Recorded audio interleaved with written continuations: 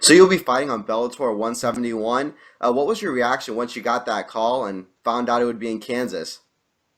I was pretty excited. I had a hunch that the thing was going to go down. I just didn't know who the opponent was going to be. Originally, they had talked about Tyrell Fortune, and then Gerard Trice came up. So I was pretty excited to get the news. Now he is like a three-time wrestling All-American. Talk to me a little bit about what you know about him. That's basically it. And that he's trained with Olympians, and he's got some national titles under his belt. And I'm cool with that. I mean, I'm sure he's a good cat, but the reality is, wrestling and jujitsu, though they have similarities, there's a huge difference in the two sports. And so I feel comfortable on the ground.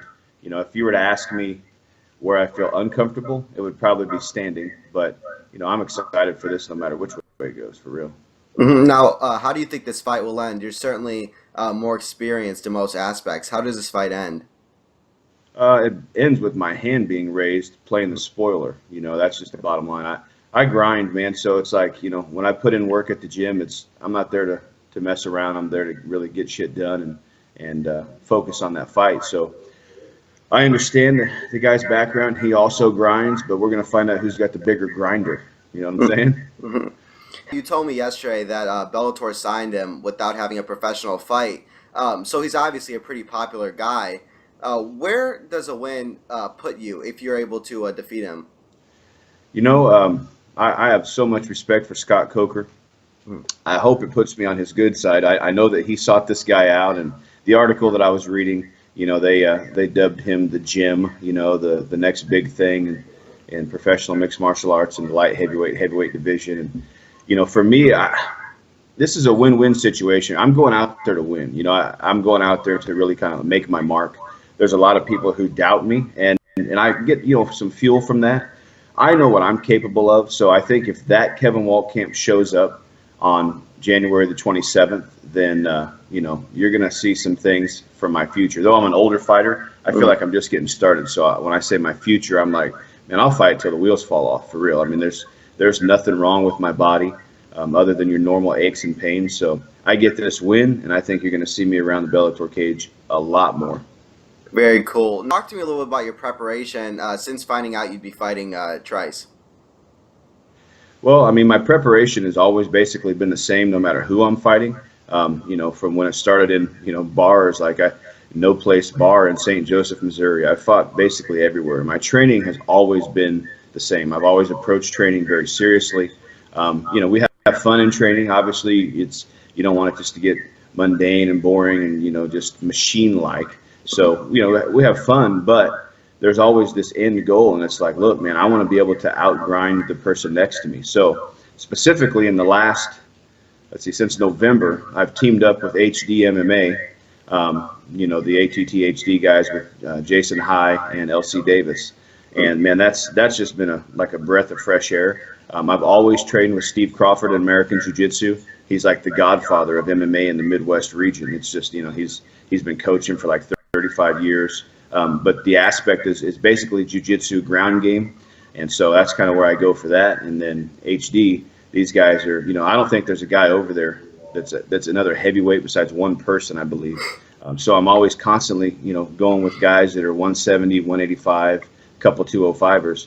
So cardio-wise, it pushes you. This past Wednesday, I think it was, when I went to Muay Thai class, man, you want to talk about a workout, dude? I had the hardest workout that I've had in the last 6 months, so it was pretty killer over there. Mm. Who are some fighters you'd like to fight, even in Bellator or just any other promotion? Who are some guys on your radar? I'd really, I'd have to give that some thought beyond one name immediately, and that's Bobby Lashley. I've got nothing but respect for the guy. I saw him in St. Louis when he fought Thompson, and no offense to Thompson, but the guy's just not on the same level as Lashley. I would say Lashley, and then if I really, really wanted to get a little wild and crazy out here, I would say Roy Nelson. I think that'd be a fun fight. What are some of your goals for mainly 2017, but looking at even possibly early 2018? 2017 is going to be the year that you see me at light heavyweight. I've maintained a very good weight from my last fight. when I fought for Shamrock FC, and I've been staying steady like right around 235 to 237. Whereas before I would balloon back up in weight to around 260. I even got up to 267 one time, and I had to cut back down from that just to get my body in a position where it felt right. So 2017 immediate goal is light heavyweight. I'm gonna, after this specific fight here, I'm gonna work towards whenever the next fight is mixed martial arts wise. I'm gonna fight a light heavyweight. So that's going to be the goal. I want to stay busy this year, though. I mean, that's 4 to 6 fights. That's what I'm looking at. I perform best when I'm fighting every couple of months, on various promotions. Now, I do understand that, after I go out here and finish Trice, after this fight really, gets me the notoriety that I've been searching for, I realize that I may have to adjust that schedule a little bit based on whatever Bellator requires. But, I want to stay busy. Right. Now, who would you like to thank for this fight, for your training, even sponsors?